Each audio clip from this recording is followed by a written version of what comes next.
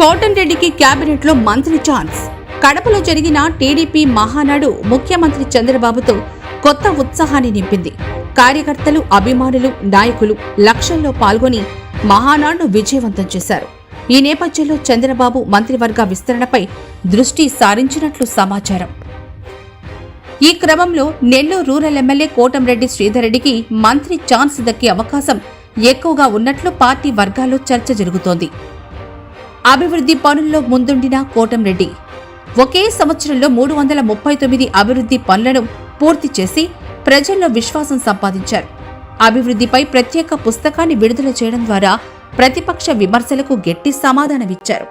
మాటల్లోనే కాదు, చేతల్లోనూ పనిచేసే నేతగా ఆయనకు ప్రజల్లో మంచి గుర్తింపు ఉంది. మంత్రి పదవికి అనుకూలత. కోటంరెడ్డి మాట తీరు, రాజకీయ అనుభవం, ప్రజల్లో పాపులారిటీ అన్నీ వెరసి ఆయన్ను మంత్రి పదవికి అర్హుడిగా నిలబెడుతున్నాయి. వైసీపీ విమర్శలకు ధీటుగా సమాధానం ఇచ్చే నేతగా చంద్రబాబు, లోకేష్లకు ఆయనపై నమ్మకం ఉన్నట్లు సమాచారం. జిల్లాకు 3వ మంత్రి అవకాశం. ఇప్పటికే నెల్లూరు జిల్లాకు చెందిన 2 మంత్రులు ఉన్నా 3వ మంత్రి అవసరం పార్టీకి ఉంది అన్న అభిప్రాయం పార్టీ వర్గాల్లో వినిపిస్తోంది. కోటంరెడ్డిలో ఉన్న దూకుడు, రాజకీయ వ్యూహాలు పార్టీకి ఉపయోగపడతాయని భావిస్తున్నారు. విస్తరణపై కీలక నిర్ణయాలు. జనసేన తరపున నాగబాబుకు మంత్రివర్గంలో స్థానం కల్పించాల్సిన అవసరం కూడా ఉంది.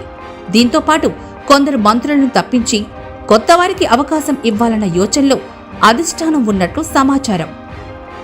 ఏదేమైనా మంత్రి పదవి విషయంపై కోటంరెడ్డి శ్రీధర్రెడ్డి పేరు గట్టిగా పరిశీలనలో ఉన్నట్లు రాజకీయ వర్గాల్లో చర్చ సాగుతోంది.